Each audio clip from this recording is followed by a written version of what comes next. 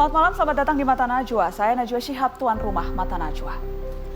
Tak ada kata-kata yang cukup untuk para teroris, kutukan pun tak memadai bagi mereka yang bengis. Kadang kita hanya bisa sekedar menangis, tanda akal dan hati sudah amat teriris. Setidaknya kewaspadaan menjadi mutlak sebab kapan saja bom bisa mudah meledak. Sembari merekatkan lagi ikatan sosial supaya tak mudah disusupi para penjagal. Karena terorisme adalah musuh bersama, siapkah kita membendungnya sebagai bangsa? Inilah Mata Najwa. Melawan terorisme.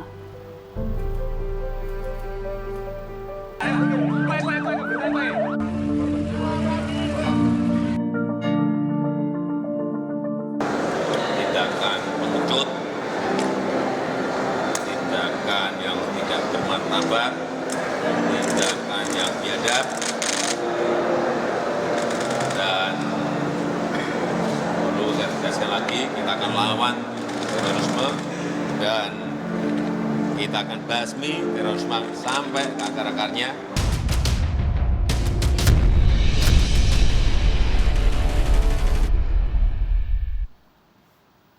Pemirsa, teror terus terjadi, markas-markas kepolisian disasar. Setelah Surabaya, hari ini Mapolda Riau diserang. Menggunakan mobil, 4 orang menerabas masuk lalu menyerang aparat menggunakan samurai. 1 anggota polisi tewas.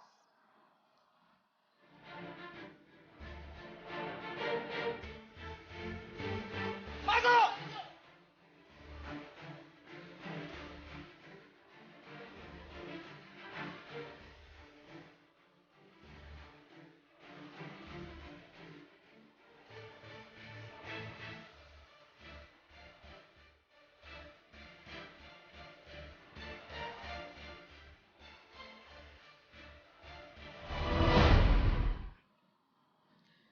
Dan sudah hadir duduk di meja Mata Najwa Kapolri, Jenderal Polisi Tito Karnavian. Selamat malam Pak Tito. Waalaikumsalam warahmatullahi wabarakatuh. Terima kasih banyak Pak Tito sudah hadir di Mata Najwa. Saya menghargai Anda hadir malam ini di Mata Najwa untuk memberikan keterangan ke publik. Terima kasih Pak Tito. Ya. Selasa malam masih baku tembak, tadi pagi tiba-tiba terjadi di Riau. Apakah kondisi negeri ini aman, Jenderal? Saya yakin insya Allah aman. Kita bukan yang pertama kali menghadapi seperti ini. Ini adalah saya sebut dalam berbagai tulisan dan kemudian beberapa kali saya menyampaikan paparan. Kita menghadapi yang disebut dengan sekarang, yang saya sebut dengan istilah contemporary terrorism, terorisme saat ini, yang terbagi menjadi 2 gelombang. Yang pertama adalah gelombang Nexus EQGI, jadi hubungan koneksi antara Al-Qaeda di Afghanistan dengan kelompok di Indonesia yang bernama Al-Jamaah Islamiyah. Dan mereka melakukan serangan ini mulai dari tahun 98, berakhir tahun 2009. Jadi selama 11 tahun mereka melakukan serangan. Mulai di Padang Bulan di Medan, gereja saat itu diserang. Setelah itu bom malam Natal, kemudian bom Bali yang kemudian puncaknya. Di situ kita mulai titik balik pengungkapan. Tapi meskipun kita bisa mengungkap kasus serangan bom Bali 2002, kita tangkap pelakunya puluhan, itu masih berlanjut. Masih berlanjut ke bom Kedutaan Besar Australia, Marriott yang pertama, bom Bali lagi 2005, dan kemudian 2009 kita menghadapi lagi bom Ritz-Carlton Marriott twin bombing ya. Oke. Ya, tahun 2009, dan itu adalah titik balik 2009 itu turning point melemahnya nexus Al-Qaeda Jamaah Islamiyah karena EQ Al-Qaeda pada tingkat sentral di Afghanistan mereka dilemahkan oleh kekuatan koalisi dengan tertembaknya Osama bin Laden, dan di tingkat lokal dan regional karena JI itu adalah salah satunya kelompok yang memiliki afiliasi regional di Indonesia di Asia Tenggara, satu-satunya. Kelompok yang sekarang melakukan berbagai aksi teror? Jadi sekarang yang saya sebut dengan gelombang kedua, yaitu nexus antara ISIS, JAD. JAD ini mulai mereka begitu ISIS sebetulnya sudah ada dari tahun cikal bakalnya dari tahun 99 dengan adanya tauhid wal jihad in Iraq dipimpin oleh Abu Muhammad Makdizi. Ya. Dalam saat itu ada konteks masalah konflik di Irak ya. Dan dia bergabung dengan Al-Qaeda menjadi AQI, Al-Qaeda in Iraq, dipimpin oleh Abu Musab Zarqawi.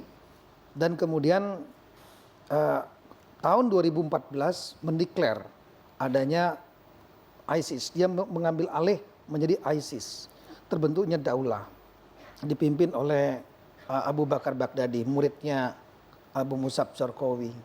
Di saat itu di Indonesia sebetulnya setelah terbentuk Tauhid wal Jihad di tahun 1999 di Irak, di Indonesia pun sudah ada. Baik. Mulai ada pengikutnya yang memiliki paham yang sama, yang disebut paham takfiri, yaitu kelompok Tauhid wal Jihad Indonesia yang dipimpin oleh Aman Abdurrahman.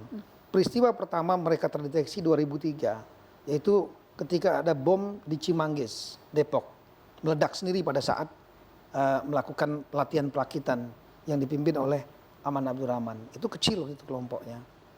Tapi doktrinnya sudah beda dengan JI, takfiri, mengkafirkan semua yang dianggap bid'ah. Baik. Ya, itu. Nah, kemudian tahun Nexus ini kemudian berkembang, kelompok ini berkembang ya, setelah mendapat angin ISIS naik di tingkat internasional. Sehingga kelompok ini, JAD ini mendapatkan banyak supporter, pendukung, baik dari kelompok JAD sendiri maupun yang direkrut baru, maupun dari kelompok yang tadinya JI, yang semula JI, sebagian ikut kepada kelompok ini. Oke. Dan mereka kelompok inilah sekarang Pak Tito yang dari tahun 2013, 14, 15 kita melihat perkembangan karena tim kita ini bergerak selalu memonitor mereka. Ini jaringannya sudah mulai bergerak membesar di hampir beberapa wilayah. Saya nggak bilang semua wilayah, hampir beberapa wilayah. Saya nggak mau sebutkan. Tapi dengan sharing intelijen kita pasti sampaikan ke publik, kita akan sampaikan. Baik. Karena ini yang mendengar acara ini juga termasuk kelompok mereka kan pasti mendengar nih. Ya, jadi bahwa polisi memantau pergerakan mereka dan tahu jaringan mereka. Dan kelompok itu juga kah yang melakukan penyerangan di Riau tadi pagi? Exactly. Apa yang terjadi di Mapolda Riau, di Makobrimob, ya.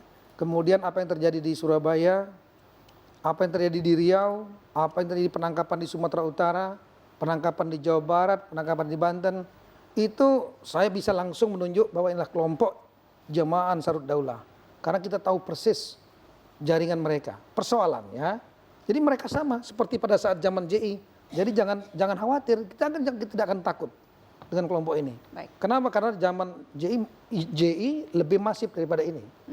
Mereka memiliki Amir, Markasia, di bawahnya ada 4 mantiki. Oke, sementara JAD ini pemimpinnya itu Aman Abdurrahman yang tadi Aman Anda sebutkan, Abdurrahman. yang saat ini ditahan di Makobrimob. Ya, ideolognya Baik. utamanya dia. Baik, Pak Tito. Dan mereka memiliki jaringan, saya sampaikan tadi. Ada Amir, ada di bawahnya namanya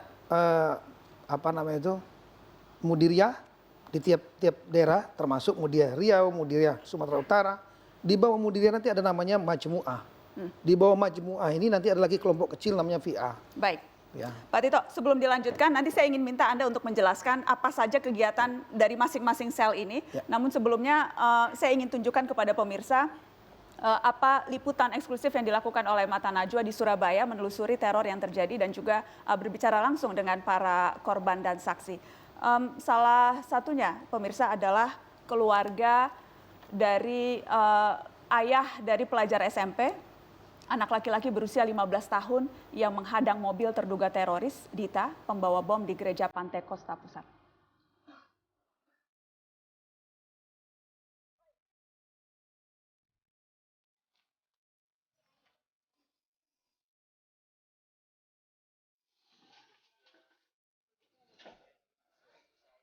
Selamat pagi Ibu, dengan Mas Najwa turut berduka ya Ibu atas kehilangannya. Berduka luar biasa.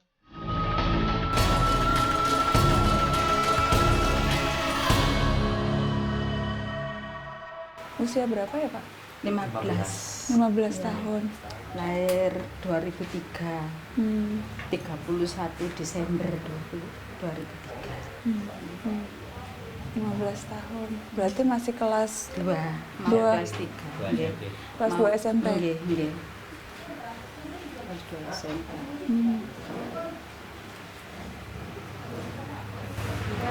Jadi pagi itu memang lagi Aktivitas sana. aktivitas apa Pak? Iya. Parkir dia. Oh, Buat parkir Atau parkir kendaraan, gereja. jaga kendaraan gereja di sana. oh oke. Memang setiap minggu. Nggih, minggu Minggu. pagi kan soalnya nganteni dulu kan mbahnya yang ada di sana, kakeknya kan dulu yang ada di yang jaga, terus kakeknya dipanggil Tuhan, terus dia yang mengganti. Ibu pertama dengar kapan Ibu? Saya waktu ada kejadian saya ada di Bukit Doa Prigen, tidak ada di Surabaya saya. Saya doa di Bukit Doa Prigen bersama rombongan. Jadi ada kejadian itu terus saya dikasih kabar itu aja. Daniel memang waktu kejadian memang di mana Pak? Di lokasi Posisinya? Arjuna sana. Posisinya Daniel waktu itu? Ya dia kan menghalau mobil yang bawa bom itu. Jadi depannya itu kan mobil itu nabrak pagernya gereja. Akhirnya ya kena anakku sama temannya itu. Ya meletusnya kencang sekali. Jadi kita waktu kejadian itu meletus, kita masuk cari anakku itu, terus nggak boleh sama Polda itu. Jangan Pak, nanti meletus lagi. Ya meletus lagi. Tapi namanya orang tua tetap cari anak gitu. Tak usahakan tapi nggak ketemu. Ya bagaimana lagi, maksudnya ambulan kan banyak datang, tapi nggak tahu maksudnya di mana posisinya, ditaruh di mana kan kita nggak ngerti. Jadi kita nyari 2 hari anakku itu. Akhirnya kita ke Bayangkara. Terus jika ada orang situ namanya Pak Gunawan, Depsos bagian itu, diminta nomor HP saya sama hubungan sama saya SMS itu. Akhirnya di SMS saya suruh bawa foto sama KSK gitu. Akhirnya saya meluncur ke sana, sama di DNA malamnya itu katanya ada yang korban cocok sama DNA saya gitu, bilang gitu. Akhirnya saya meluncur ke sana sampai malam, ya nunggu anak saya ini. Pak Budi waktu kejadian di lokasi yang sama tapi di belakang. Di belakang. Di belakang. Dengar waktu bunyi ledakan, dengar Bunyi dekat. Heeh. Kita langsung lari. langsung lari ke depan. Nolongi Pak Giri itu yang luka-luka itu, Pak Sapamnya, ada ibu-ibu itu telanjang berat semua kan, kencang sekali. Ya kita tolong dia itu. Kasihan. Pak Budi langsung saat itu langsung apa Fokus ke anak. nyari mana ya Iya, Daniel? tapi tidak ketemuan saya. Kata polisi atau kata dokter Daniel memang meninggal di lokasi Pak. Iya, bilang gitu. Tapi kan waktu pengambilan jenazah kan ada 4 jenazah kan, paginya kan nggak boleh diambil. Yang diambil tuh sorenya itu. Ada orang 2 toh, muda sama tua. Jadi anak saya kan di Arjuna kan tugasnya orang 2, Pak Man sama Daniel ini. Dua-duanya tugasnya parkir. Iya, di sana orang 2 itu. Ya kan maksudnya mobilnya kan mobil pagar akhirnya dan nggak kabar. Jadi Pak Budi diceritain waktu mobilnya nubruk pagar, Daniel yang menghalang-halangi Iya mobil. itu yang menghalang-halang dia itu, menghalang ini sama Pak Man itu. Jadi ya hancur semua, Pak Man sininya hancur, anakku kepalanya hancur. Ya kasihan. Ya lebih berat lagi Mbak Utinya, biasanya sayang sama anak saya gitu. Yang hari-hari yang ngerawat neneknya. Iya. Itu Tapi saya. tinggal mamanya kan masih usia 2 tahun. Jadi sejak itu dirawat sama ibu. Iya. Sehari-hari seperti apa Bu Daniel? Baik-baik aja menjadi anak yang taat, Iya, anak yang puji Tuhan. menurut.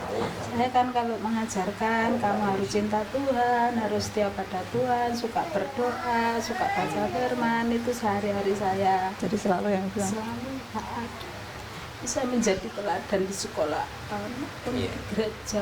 Melayani kerja di gereja. Teman-temannya, guru-gurunya itu semua kemarin datang. Ini anak penurut, dia tidak pernah bikin ulah. Seperti itu. Tetangga saya di kampung tanya sama Bu RT-nya, Kak, ibu-ibu bapak ini yang tetangga dari bayi kan, ini kan lahir di sini. Tidak pernah bikin ulah, tidak pernah macem-macem. Mainan sama teman-teman ya biasa-biasa aja. Jadi anak penurut. Penakut sih enggak, pendiam sih enggak, biasa-biasa gitu. Bisa gaul dengan siapa saja. Jadi kakak ya Ibu? Kakak. Ini kakaknya lagi siapa? anak itu kakaknya trauma, maksudnya kalau kan saya sama adiknya trauma dia.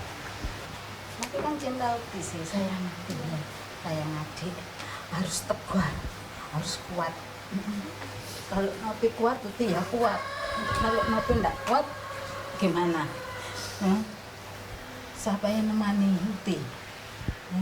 Uti temannya tinggal ambek Nopi. Bapak di rumah Simo, nggak nemani sini. Ya. Oke, Nopi lo sayang. Nopi lo sayang Uti. Sudah. Sudah. Tuhan itu mengasihi kita semua. Tuhan itu sangat mengasihi, bahkan Tuhan sangat mengasihi Daniel.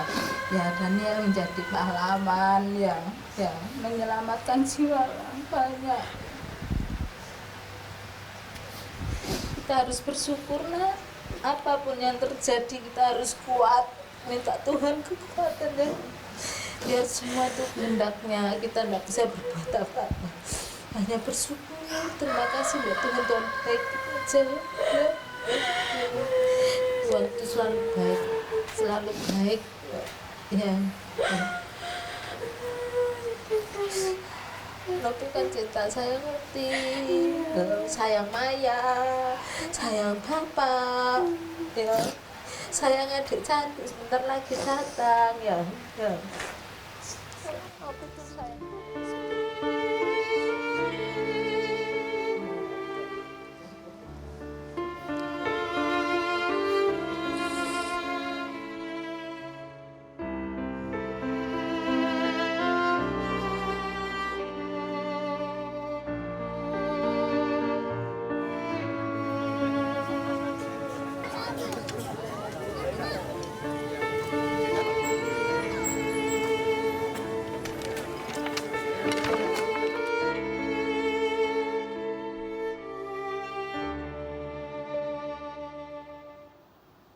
Siapa yang bertanggung jawab atas segala kepedihan itu?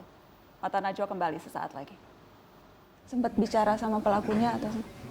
Belum sempat. Enggak. Saya cuma bicara angkat tangan ke atas, saya suruh stop. Mereka nggak berhenti, terus saya pegang motornya udah. Pas dipegang motornya itu terus? Ya. Hmm.